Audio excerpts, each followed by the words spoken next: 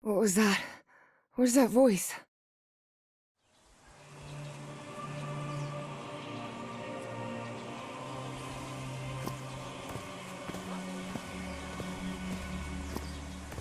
This is the story of a young girl. A girl who had strange and disturbing dreams. I know this place. I've been here before. This is the ancient stone city amidst the jungle.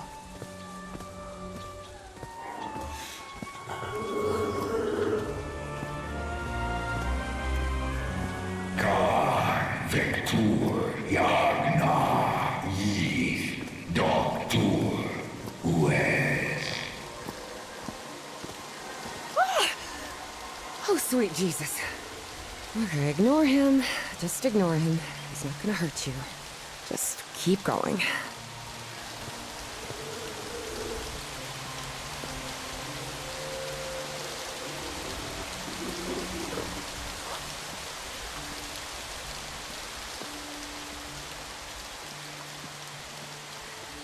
This constellation. Where am I? This is not the Earth. Con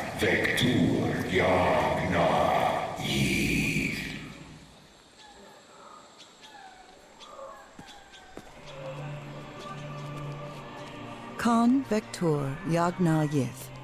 In other words, find a statuette and save my race.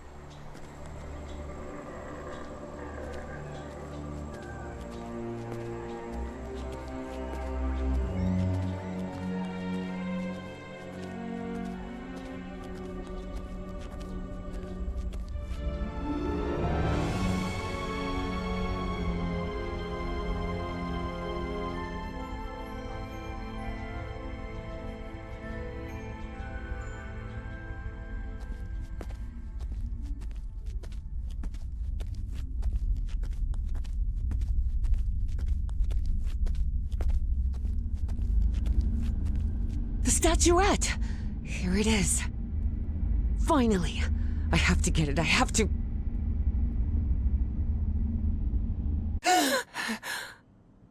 This is the story of Evie Drayton. Quick. Before I forget, where did I put my notebook? I have to write everything down. Looking for answers was part of Evie's observant nature and analytical mind.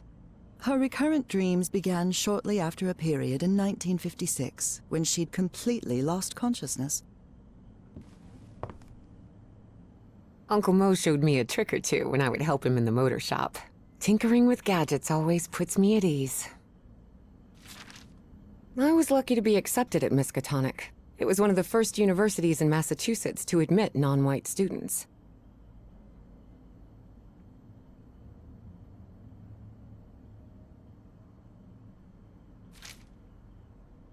I couldn't leave my science fiction book in Benoit. It goes from Jules Verne to Ray Bradbury.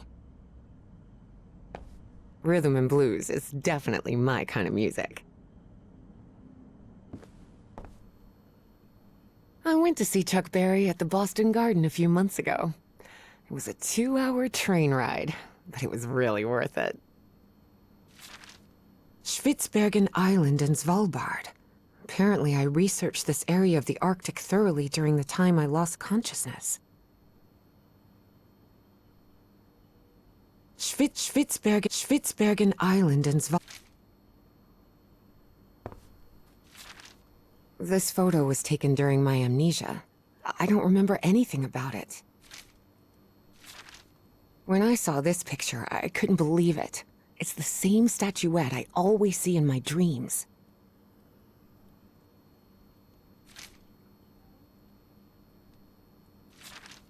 I've searched every astronomy book at the Miskatonic Library, but none of them contain any reference to this constellation. Beatrice, along with me, is one of the few ladies studying physics at Miskatonic. Julian, Beatrice, Herbie, and I, we're always together. This scary fellow that haunts me in my dreams is a Dimetrodon. He roamed the Earth 270 million years ago.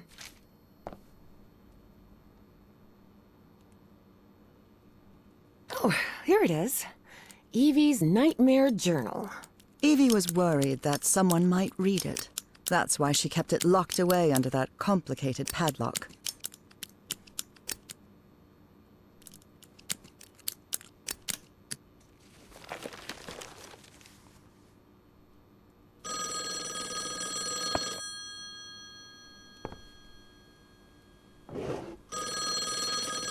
The Hydrangea Foundation took care of the insurance payout for Dad's accident. Without their financial support, I don't think I could have paid for tuition here at Miskatonic. The Hydrangea Foundation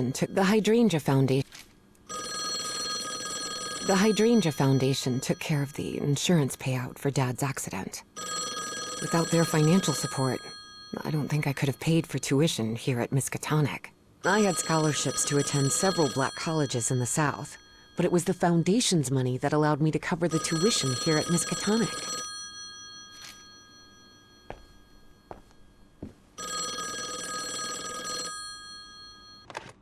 Yes? Is this... are you Evangeline Drayton? That's right. Who am I talking to? I am the Dean of Archaeology at Miskatonic University. I believe you wanted to ask me some questions, right? Yes. Yes, of course. It's a pleasure to finally meet you, Professor Meet me today at 6 p.m. at 5 Prospect Road, outside of Boston. Boston? That's almost a 2-hour train ride from Arkham. I thought Do you want to talk or not? Yes, of course. I'll be there. 6 p.m., Prospect Road. See you in a couple of hours, Professor. All right, I should get ready.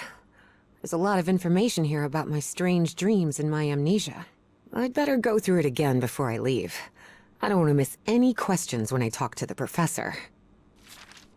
I've always been a good student, but during my amnesia period, I almost reached excellence. All straight A's? I must have written about 1,000 letters to the archaeology dean in Miskatonic, and I've never received any answer. I wish Papa had never taken that job in San Francisco. He'd still be with us.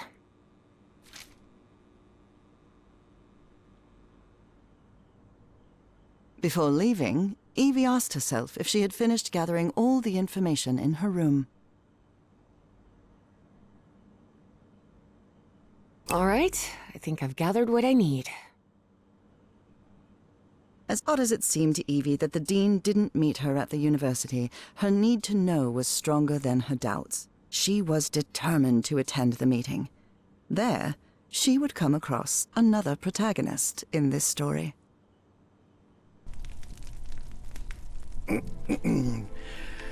So, you have finally decided to talk to that young lady, Professor.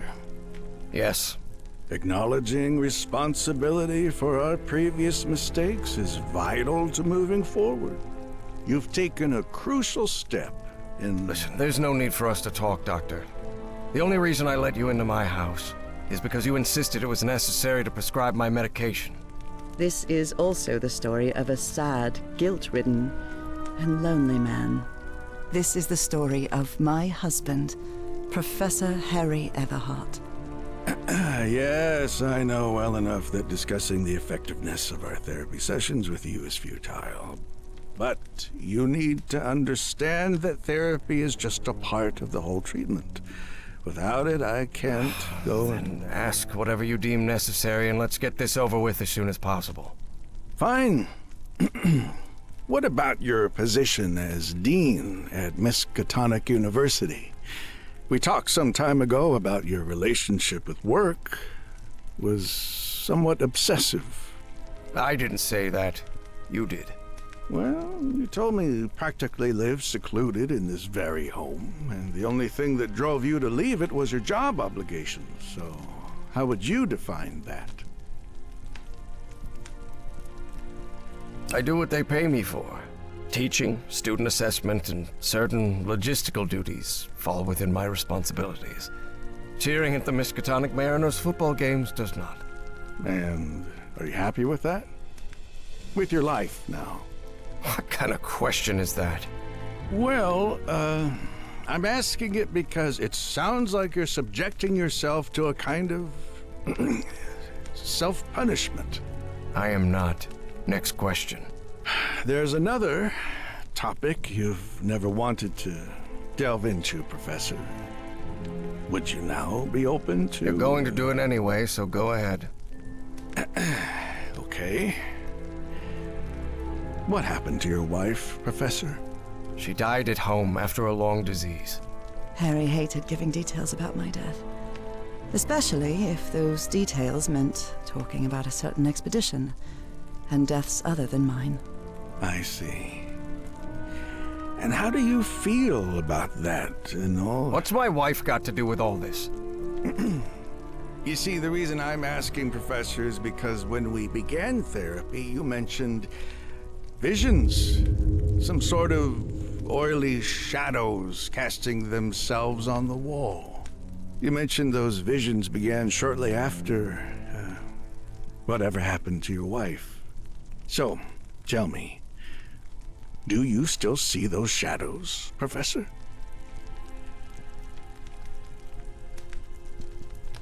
No, not since I started taking the medication, at least. Harry had tried everything, and none of it worked. Not even the medication that helped him sleep could take away those oily shadows. But he kept it to himself. Listen, there is something different I want to try in today's session. I believe hypnotherapy might... Don't even think about it. Hypnotism is a scam. Professor, with all due respect, I believe you're mistaking mesmerism with hypnotism. Even so, if you want me to prescribe the... You won't give me my medication unless I submit to your quack experiment, is that it? I'm deeply sorry you see it that way, Professor. But I need you to trust me in this. Then go ahead. Wave a pocket watch in my face if that's what you need to do. There's no need for pocket watches, Professor. The sound of a metronome will be more than enough. I need you to relax and free your mind. And think of something pleasant. A fond memory, if you will. Something that took place here, in the Everhart Manor. A fond memory? In this place? It wasn't easy for Harry to find a fond memory in the same manor where he had spent an extremely unhappy childhood. Maybe. Maybe. December 1930. The last Christmas my wife and I ever spent at Everhart Manor. She insisted on coming, despite my parents never approving of our marriage. But that was the kind of person she was. Interesting. Tell me more about it, Professor Everhart. Every time I gave her a present, I prepared a little scavenger hunt. She loved it. She loved solving my stupid riddles. As you may have noticed, this story has more than one protagonist. And though I am not one of them, I believe I, Nora Everhart, play a crucial part in it. Can I open my eyes now, Harry? Not yet. We're almost there. Let me open the door and... Now, open your eyes. Oh, look what you've prepared. It's another one of your scavenger hunts, huh? Of course, old pal. Now, if you want your present, you'll have to earn it. Can I use my journal to write down clues? Well, technically that's against the rules, but I'll turn a blind eye this time. You're so kind.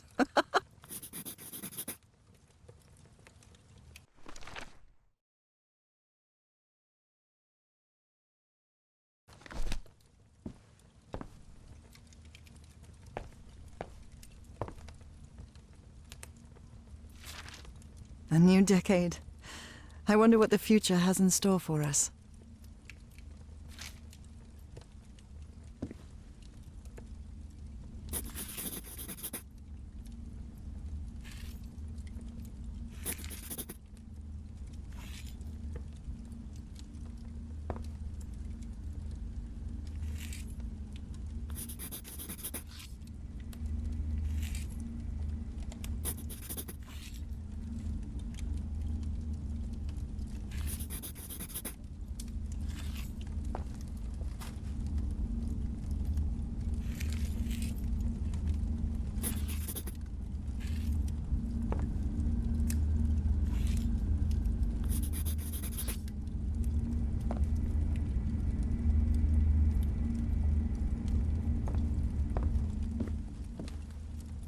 Tell me you didn't vandalize a piano just for a scavenger hunt, old pal. Nora, who do you think I am? It's just crayon.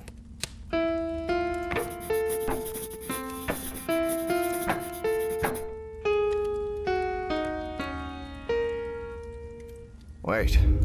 There's something wrong in this memory. This wasn't... Ignore it. Focus on that moment. Your wife. That happy memory.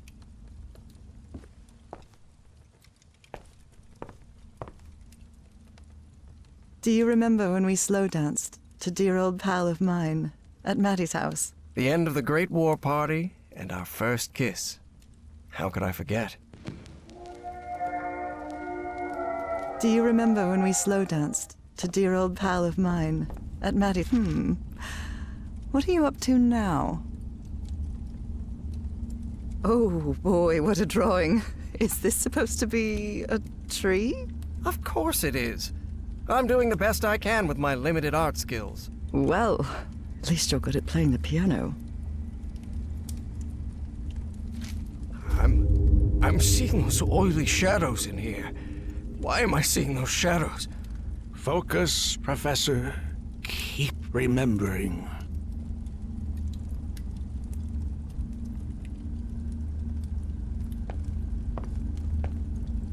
I wonder what my darling husband is keeping locked up in here. You'll have to put that brain of yours to work to find it.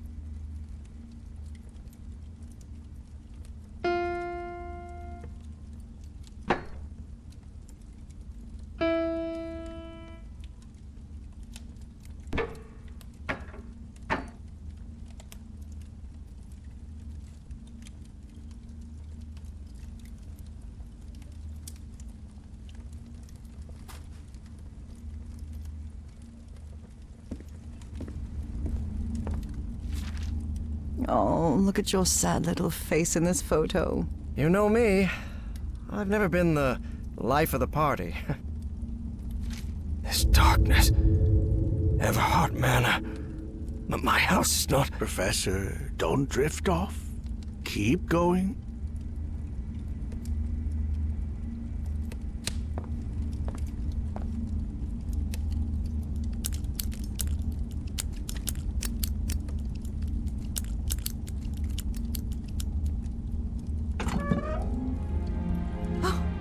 Harry, I can't believe it! It's that statuette! And it even has a black ooze orb.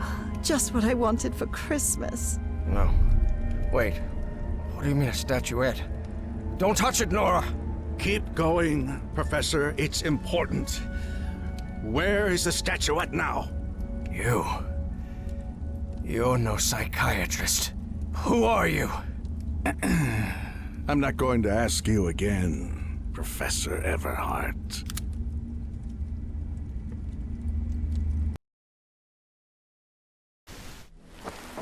Shortly after Harry's peculiar hypnosis session, Evie finally arrived at Everhart Manor. Prospect Road 5. Here it is. Professor Everhart. It's me, Evangeline.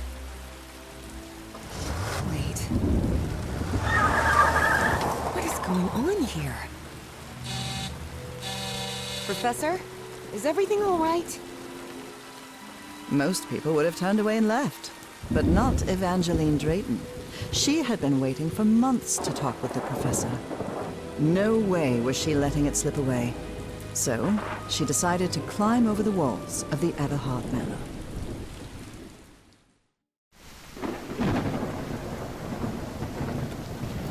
Ugh. This looks like something straight out of Tales from the Crypt.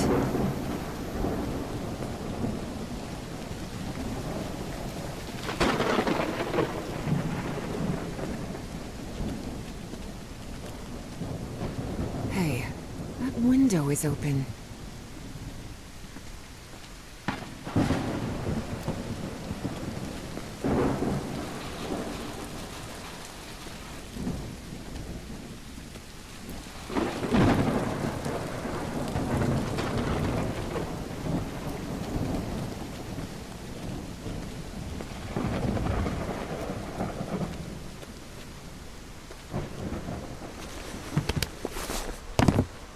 Professor Everhart. It's me, Evangeline.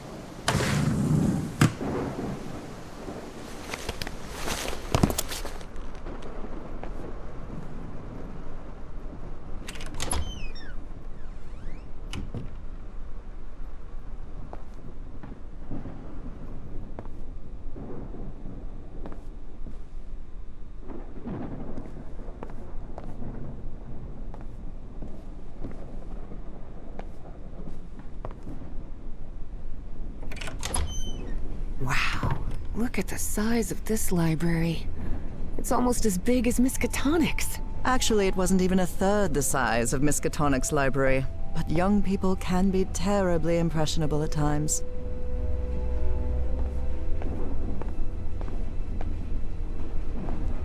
What on earth happened here? I wish this fireplace was lit.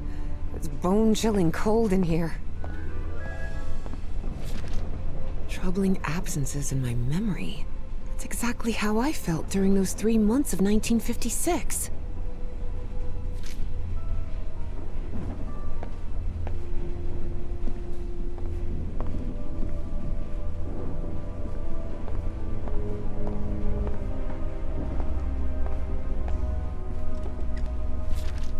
Evangeline had never pictured the professor as anything but a hermit. Certainly not someone his relatives still worried about.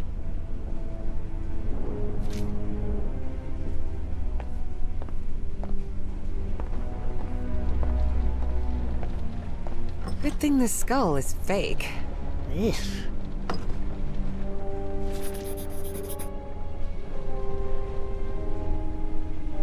Rich people definitely had weird ways of entertaining themselves. But it wasn't mere entertainment.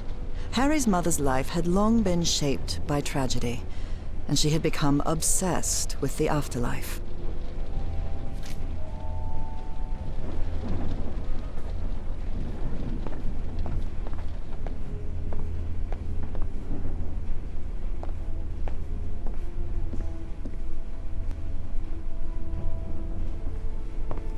There's something oddly comforting about spinning these globes.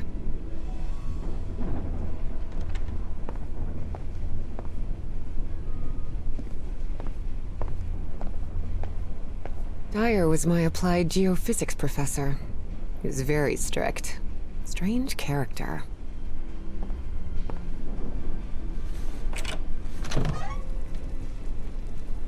This must be the professor's office. Greenhouse and the mausoleum.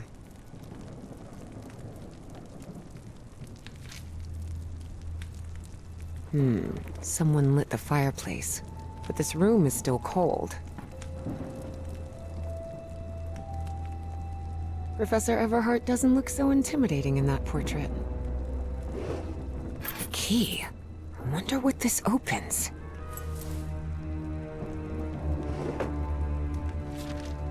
Nora and Harry? The professor was married. The professor had another appointment today, with a therapist.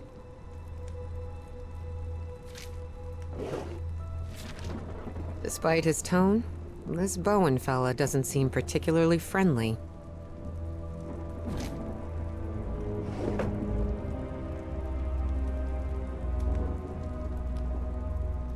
Books in different languages. Spanish, Italian, German, Latin. Looks like one is missing.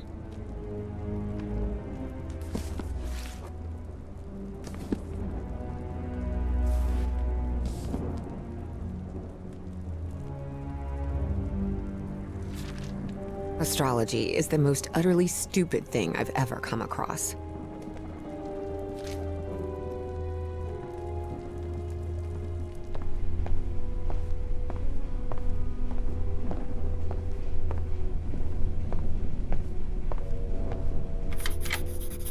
Now it's open.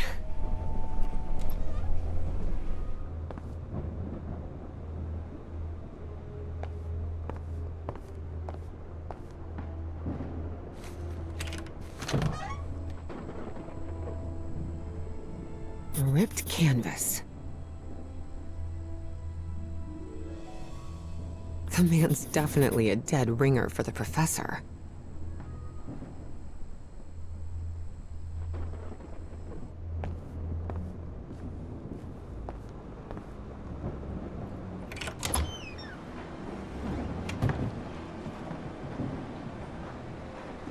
Can't see a thing in here. Better turn my flashlight on. Ah, much better.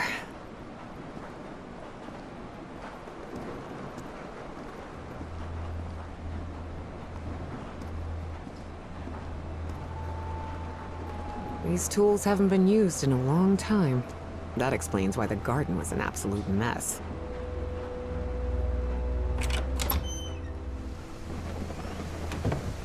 Good heavens above, would you look at the size of this place?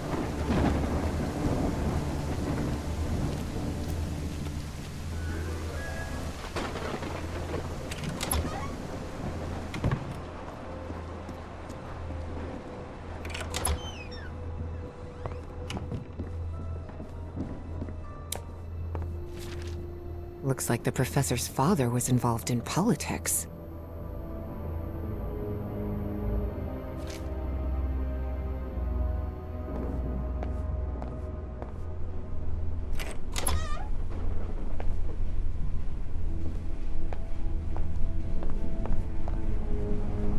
Torn canvas. The frame reads, Sed Futura. There are a lot of pictures of that fireplace. Oily shadows. Beginning to suspect the old professor's lost a few marbles.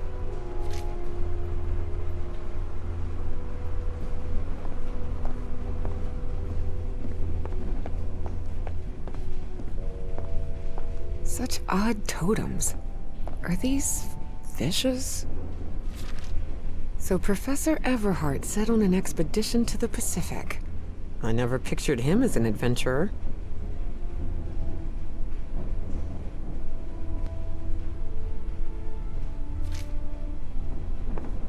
That expedition must have been quite important for him. Oh, it had certainly been important to him, and to the other expedition members.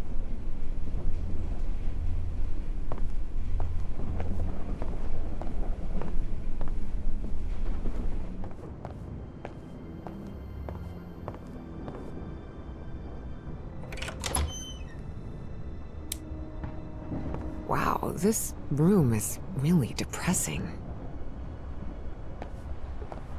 Someone has ripped the canvas. There's a Latin inscription in its frame. Providere debemus.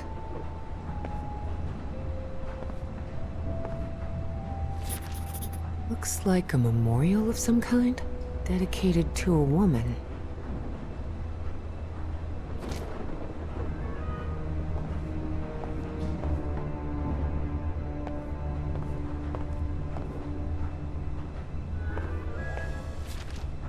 Driver's license of a certain Manuel Silva.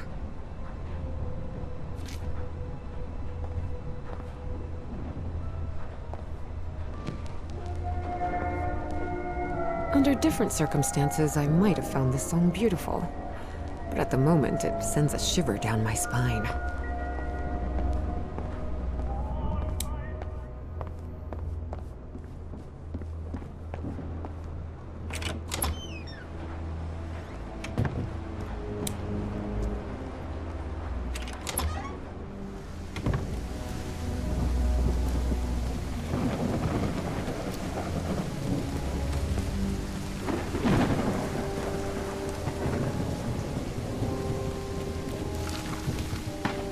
Vase-like thing with a face engraved on it can be rotated. What kind of madhouse does the professor live in? Careful. The stone staircase is slippery.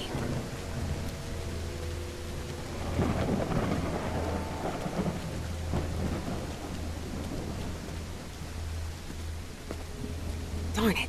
This door is locked.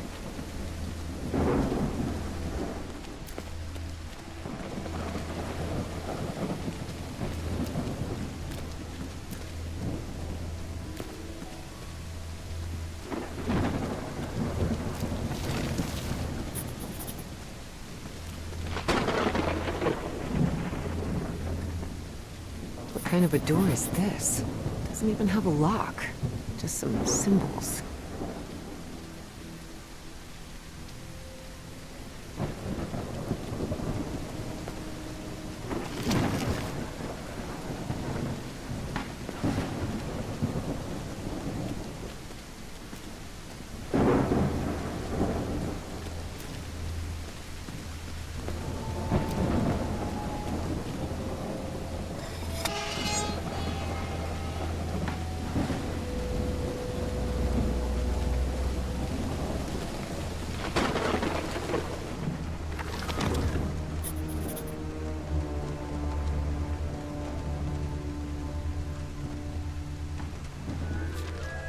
Hidden room?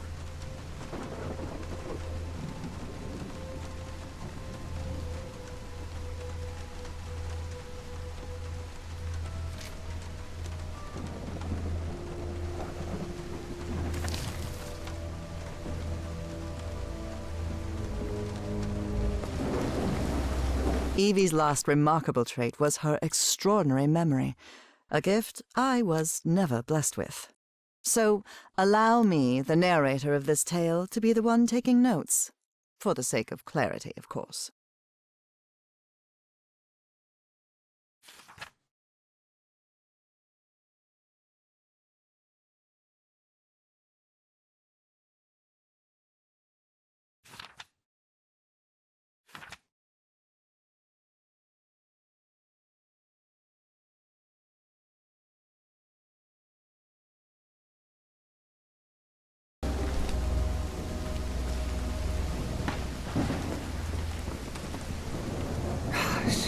This is so beautiful. Yeah. It's a woman's grave.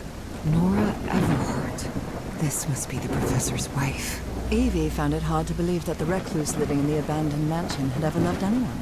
But he had. Truly and profoundly. Such a graceful and elegant woman. Evie certainly had a keen eye for beauty.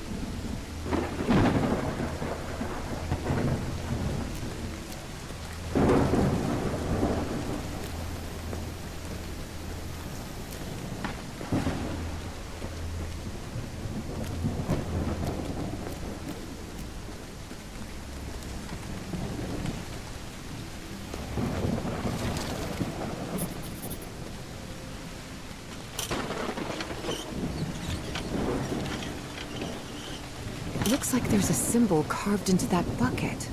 Is that a fish?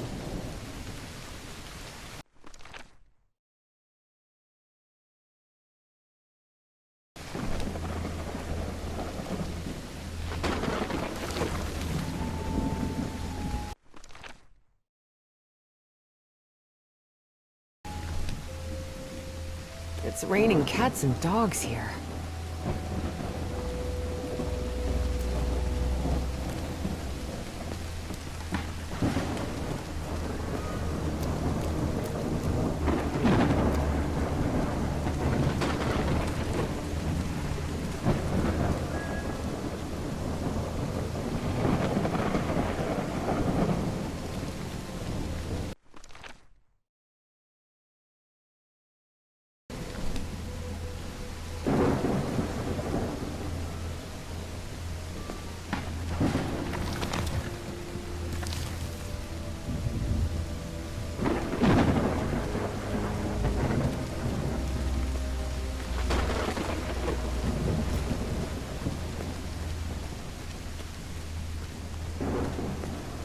No use. It's locked.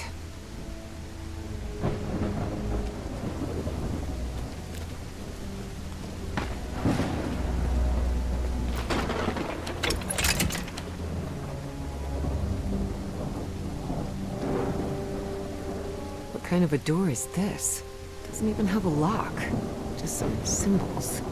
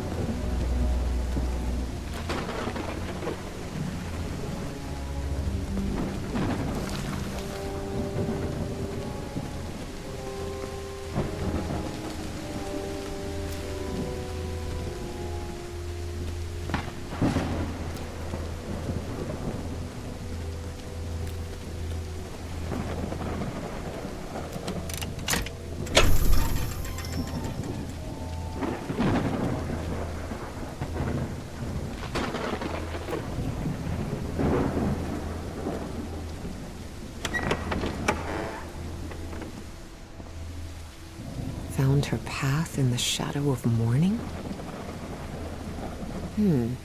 Maybe this guy was in the army? Father, husband, and servant of the people. This must have been the professor's father. That's from the Bible. Psalm 1, verse 1. This person must have been quite devout. This definitely looks like the greenhouse key.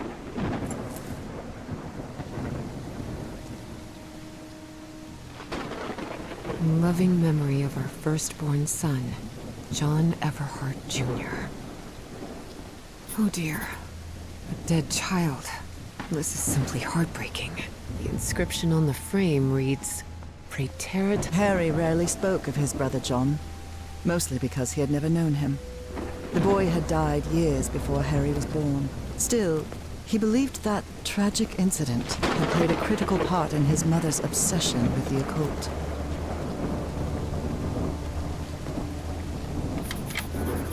Et voila!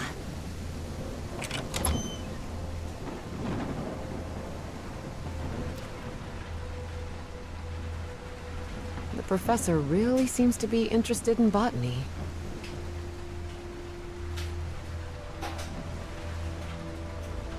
It appears to be a Spanish edition of the science fiction novel The Future Eve. I'll keep it, just in case.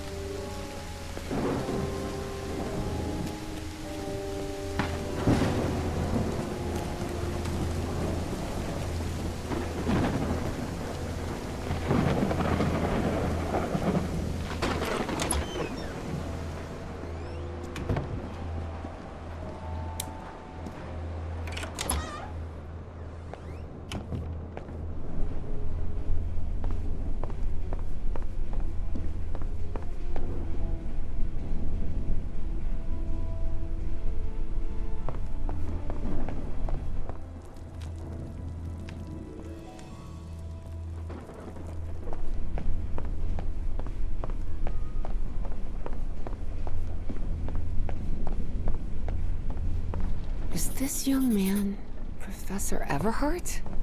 It does look like him. There's something written in Latin on his frame. Non possumus.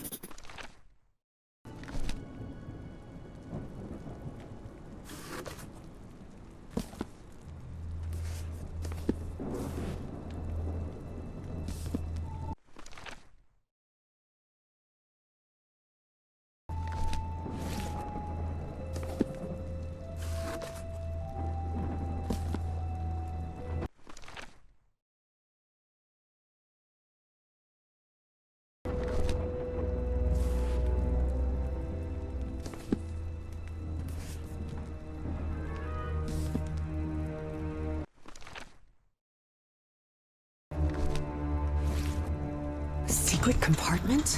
Evie had never been good with languages, least of all a dead one like Latin.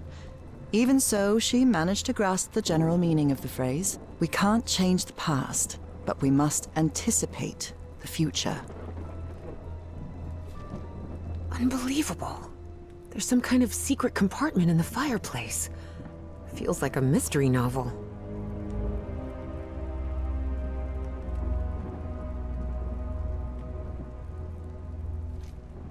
Looks like a music box of some sort.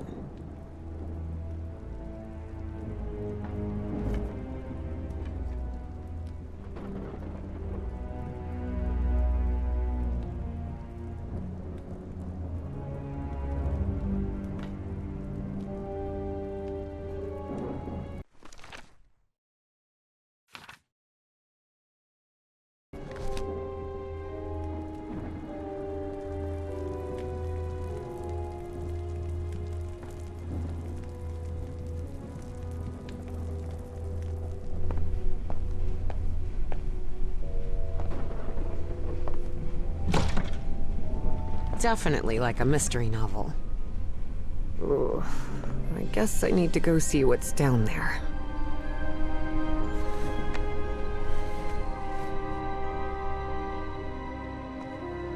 Professor!